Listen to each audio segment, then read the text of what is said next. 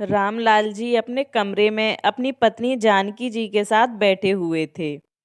रोजाना की तरह अपने कारोबार का हालचाल सुना रहे थे कि इतने में बड़ा बेटा आया और बोला, पिताजी जरा तिजोरी की चाबी तो दीजिए। अरे अरे, क्या हो गया? कुछ नहीं, बस 15,000 चाहिए थे पिताजी। आपको तो पता है कि मेरी कार की रिपेयरिंग करवानी है। अच्छा ठीक है, जानकी जरा चाबी तो देना।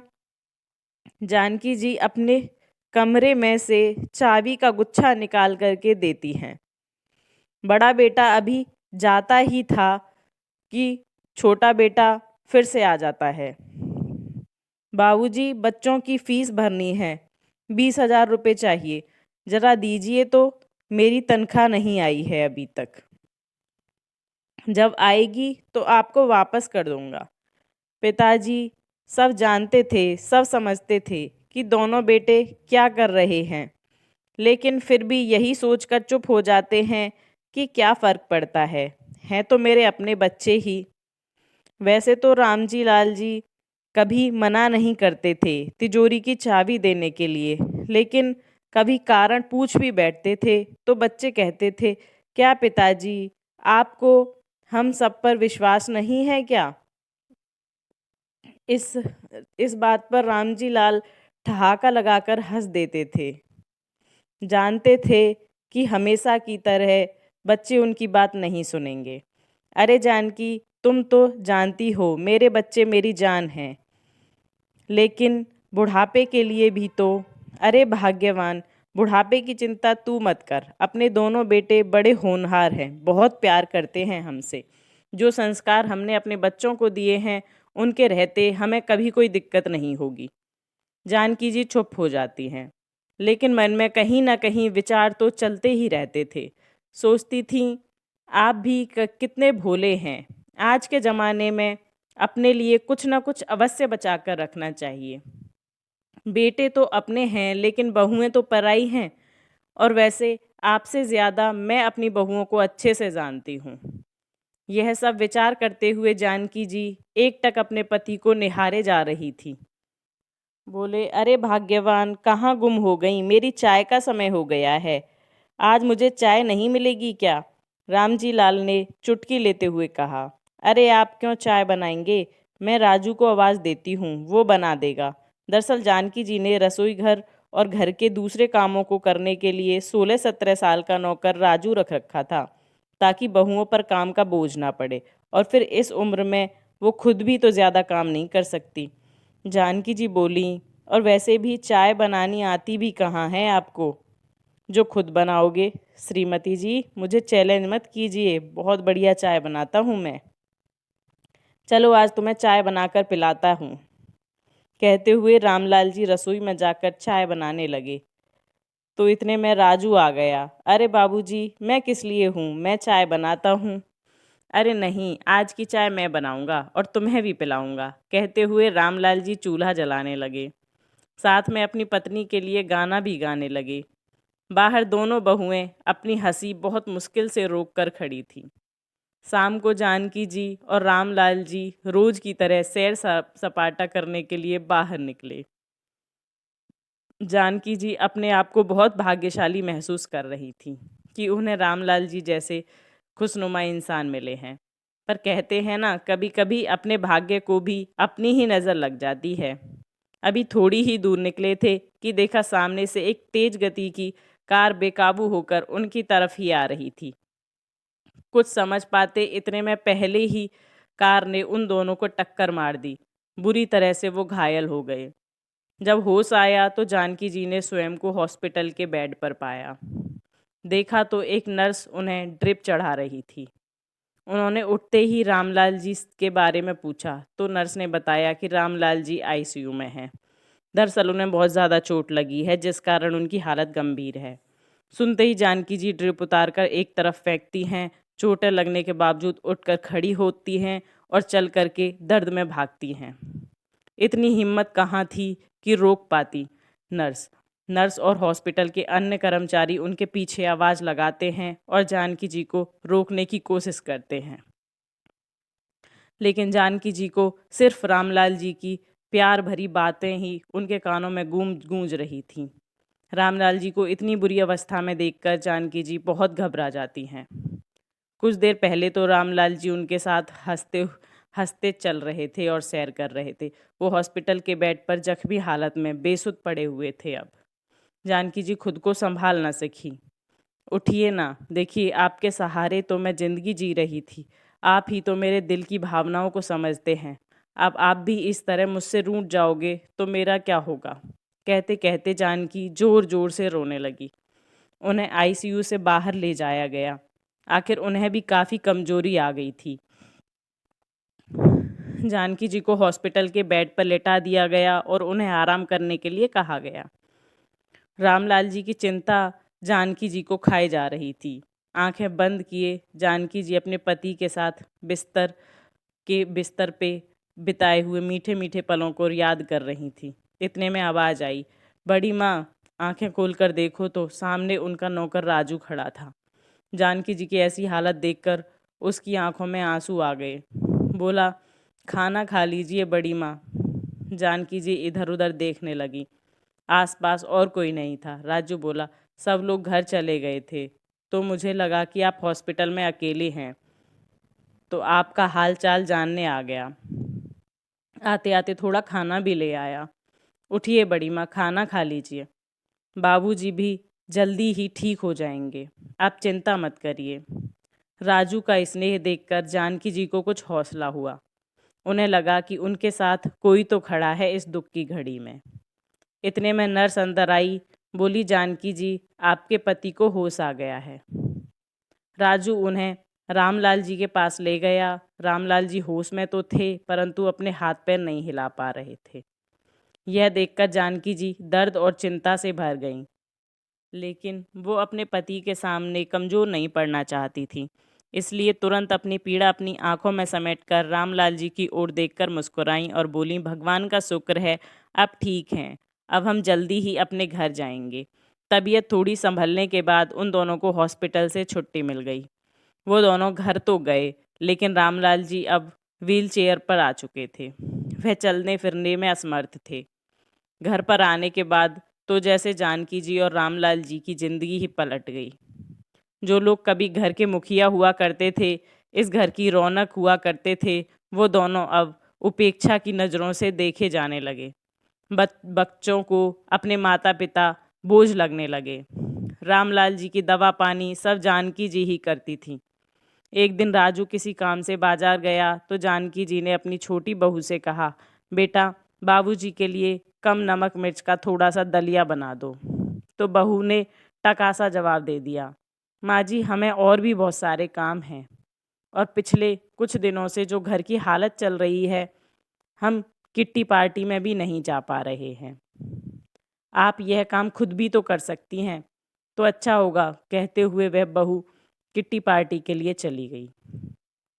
कभी जानकी जी बेटों को दवा या फल लाने को कहती तो कोई ना कोई बहाना बनाकर इनकार कर देते। बेटों का साथ देने के लिए बहुएं भी आ जाती। माँ जी, कितना भी खर्च कर लो, अब बाबूजी तो ठीक होने वाले नहीं हैं, तो थोड़ा सोच समझ कर ही खर्च किया करो। इन तीर भरी बातों से माँ का कलेजा छलनी हो जाता। मन ही मन वो भी जानती थी कि बेटों को यह सब सिखाने वाली बहुएं ही हैं। सोचने लगे कि यही बड़े बेटे छोटे बेटे सभी खर्चों के लिए बाबूजी बाबूजी करते हुए आ जाते थे। अब बाबूजी की लाचार हो गए तो दूध से मक्खी की तरह निकाल दिया इन्होंने। बेटे बहू की जली कटी सुनकर जब जानकी जी कमरे में आईं तो देखा रामलाल जी की आंखें आंसुओं से भरी हुई थीं।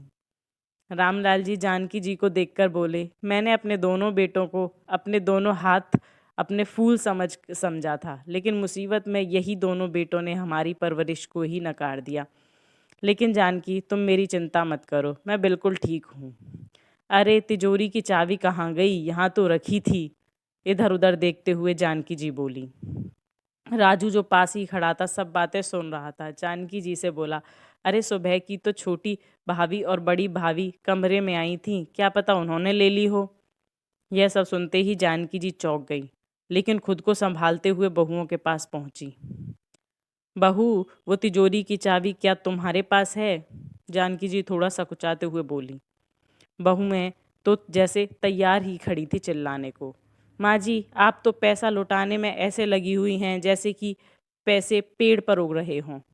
अब तो आपके पति की कमाई भी नहीं रही, इसलिए पैसों को कैसे बचाना है ये हम अच्छी तरह जानते हैं। अब यह चाबी आपको नहीं मिलेगी। बहुओं का बेशर्मी भरा जवाब सुनकर जानकी जी हैरानी से उनकी तरफ देखती रह गईं। अगले दिन जानकी जी जब सोकर उठी तो देखा रामलाल जी को थोड़ा बुखार था। जाकर बेटों से कहा, तुम्हारे बाबूजी को हॉस्पिटल लेके जाना है, बुखार लग रहा है, तो रूटीन चेकअप भी करवाना है, तो गाड़ी ले चलो। इतने में छोटे बेटे का जवाब था, गाड़ी में पेट्रोल नहीं है, आपको तो पता ही है घर में पैसों की कितनी तंगी चल रही है। ऊपर से बाबूजी सब काम धंधा छोड़ छाड़ कर घर पर बैठ गए हैं। इतने में बड़ा बेटा भी आया और बोला, माँ आप समझती क्यों नहीं, हम लोग नौकरी पेशे वाले हैं, इतना समय नहीं होता हमारे पास कि फालतू के काम करते रहें। राजू को बोलकर ऑटो बुला लीजिए और चले जाइए बाबूजी को लेकर। जानकी जी अपमान का घूंट पिए चुपचाप खड़ी थी। उन्होंने उस समय कुछ ना बोला, वो चुप खड़ी रहीं। इतने में राजू ने आवाज़ लगाई, आइए बड़ी माँ, मैं ऑटो बुलाकर ले आया हूँ। जाते हुए जानकी जी ने राजू से कहा, पर बेटा मेरे पास तो पैसे भी नहीं हैं दवा के लिए, फल लाने के लिए। मैंने पैसे उठा लिए हैं तनख्वाह में से, कुछ बचे हुए थे, पूरे हो जाएंगे। कहते हुए राजू बाबूजी की व्हीलचेयर को सरकाते हुए ले गया। कहने को तो राजू नौकर था, लेकिन जानकी जी और रामलाल जी की सेवा उनके बच्चे से बढ़कर कर रहा था। ऑटो में जानकी जी राजू से कहने लगी, मुसीबत में जब अपनों ने ही पल्ला झाड़ लिया, तब तूने अपनों से भी ज़्यादा ख्याल रखा है। तब राजू बोला, बड़ी माँ मेरे बचपन से ही माँ बाप नहीं थे, मेरी दादी ने ही मुझे पाल पोस कर बड़ा किया, अब वह भी चल बसी, मुझे तो आप दोनों ने ही माता पिता की परछाई नजर आती है। राजू की आंखें पानी से भर गईं। हॉस्पिटल में डॉक्टर ने रामलाल जी के लिए कुछ खास डाइट और एक्सरसाइज बताई। राजू ने सब अच्छे से समझ लिया। वापस घर आते हुए रास्ते में ऑटो रुकवाकर राजू दवाइयाँ, फल और ज़रूरी सामान ले आया। राजू ने उनके खाने पीने का खास ध्यान रखा। कुछ ही दिनों में बाबूजी भी ठीक होने लगे। जब तबीयत थोड़ी अच्छी हुई, एक दिन बाबूजी ने अपने दोनों बेटों को हॉल में बुलाया। क्या बाबूजी, आपको तो कोई काम धंधा है नहीं और आप सारा दिन हमें ही परेशान किए रहते हैं। दोनों बेटे चिल्लाते हुए अपने अपने कमरे से बाहर आए। सामने देखा तो चौंक गए। सामने सोफे पर माँ बाबूजी के साथ दो अनजान शख्स बैठे थे और रामलाल जी के चेहरे पर गजब का आत्मविश्वास झलक रहा था। तुम लोगों को शायद नहीं पता, आज हमारी श्रीमती जी का जन्मदिन है। उसी अवसर पर यह सारा इंतजाम किया है आज हमने। कहते हुए रामलाल जी ने जानकी जी के साथ केक काटा। जानकी जी को एक गिफ्ट पैक उठाकर देते हुए बोले, यह लीजिए श्रीमती जी, आपके लिए अपनी पसंद की महंगी वाली सिल्क की साड़ी लाया हूँ। दोनों बहुओं के मुंह खुले के खुले रह गए। क्या हुआ, हैरान हो गए कि इस लाचार निठल्ले बूढ़े के पास इतने पैसे कहाँ से आ गए। चलो आज आप लोगों को भी सरप्राइज किए देता हूँ। रामलाल जी ने अपने साथ खड़े दोनों व्यक्तियों का परिचय दिया। ये मेरे वकील दोस्त हैं दामोदर जी, जिन्हें मैंने वसीयत का बंटवारा करने के लिए बुलाया है, और ये हैं दीनदयाल जी, जिन्हें मैंने यह मकान 1,20,00,000 में बेच दिया है। इतना कहने की देरी थी कि बेटों और बहुओं के सिर पर तो जैसे आसमान टूट पड़ा। लेकिन बाबूजी, आप बिना हमारी रजामंदी के ऐसा क्यों, ऐसा कैसे? मेरी बात अभी ख़त्म नहीं हुई। रामलाल जी आज बोलते ही जा रहे थे और किसी की हिम्मत ही नहीं थी आज उन्हें रोकने की। रामलाल जी ने वकील साहब को वसीयत पढ़कर सुनाने को कहा। उन्होंने लिखा था, मैं अपनी दुकान में अपने बेटों और बहुओं को बेदखल करता हूँ। उस पर आज से राजू का हक होगा, वही अब मेरा कारोबार संभालेगा। इस मकान के बेचने से जो पैसा आएगा उसका आधा आधा हिस्सा मैं अपने पोते पोती के नाम पर जमा करा दूंगा, जो कि उनके वयस्क होने के बाद उन्हें मिल जाएगा। और बाकी की आधी रकम में से एक छोटा सा मकान खरीद रहा हूँ जिसमें मैं, मेरी पत्नी और राजू तीनों रहेंगे, और मेरे पोता पोती के लिए मेरे घर के दरवाजे हमेशा खुले रहेंगे।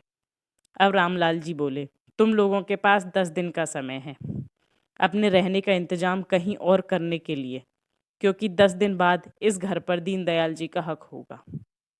मैं अभी तक इस भ्रम में था कि मेरे दोनों बेटे हैं, वो बहुत होनहार हैं, परंतु क्या सचमुच मेरे दोनों बेटे मेरे अपने हैं? यहाँ सब अपने अपने स्वार्थ में जी रहे हैं, मैं तो मिथ्या भ्रम में पड़ा हुआ था। यहाँ सब मेरे अपने हैं, ये सब भ्रम था। शुक्र है मालिक का जो हमें ऐसा दुख दिखाया जिसके कारण मुझे दुनिया की असलियत साफ साफ दिखाई देने लगी है। मुसीबत के समय में भी तुम्हें सिर्फ और सिर्फ पैसा ही दिखाई दे रहा था। अरे मैं कब से इस दुनिया से कूच कर गया होता अपने लाचार बेकार अपाहिज शरीर के साथ, कब तक जीता। यह सब मेरी पत्नी और राजू की ही सेवा का फल है जो आज मैं बिल्कुल तंदुरुस्त हूँ। असल में बेटे का फर्ज तो सिर्फ राजू ने ही निभाया है। पिताजी वह नौकर है और उसे नौकर की जगह पर ही रखिए। आपके बेटे हम हैं, बड़े बेटे ने कहा। बेटे की बात सुनकर रामलाल जी बोले, बंधी हुई तनख्वाह के अलावा दिए ही क्या है इसे मैंने, लेकिन इसने तो जीवन दान दिया है मुझे, मेरी और मेरी पत्नी के बुढ़ापे की लाठी बना है। अब तो दोनों बेटे बहुएं माँ जी के चरणों में गिर पड़ी और बोली, हमसे बहुत बड़ी गलती हो गई माँ जी, आप ही कुछ समझाइए बाबूजी को, हम लोग आपके ही तो बच्चे हैं। और फिर रिश्तेदार क्या बोलेंगे, यह भी तो मेरा जरा सोचिए। बहुओं को माँ जी से कुछ उम्मीद थी, लेकिन जानकी जी उनकी उम्मीदों पर पानी फेरते हुए बोलती हैं, यह बात तब याद क्यों नहीं आई जब तुम लोगों ने सामने लाचार होकर तुम्हारे बाबूजी की ज़िंदगी की भीख मांग रही थी मैं। और फिर रिश्तेदारों को कहेंगे सो कहेंगे, मुझे उनकी कोई चिंता नहीं, तुम अपना सामान बांधने की तैयारी करो। माँ पिताजी की हिम्मत देखकर आज दोनों बहू और बेटे भौचक्के रह गए थे। शायद उन्हें अपने कानों पर विश्वास नहीं हो रहा था। वो लोग बहुत गिड़गिड़ाए, लेकिन अंत में वही हुआ जो वसीयत में रामलाल जी ने लिखा था। बेटों और बहुओं को अपने किए की सजा और सबक दोनों मिल चुके थे।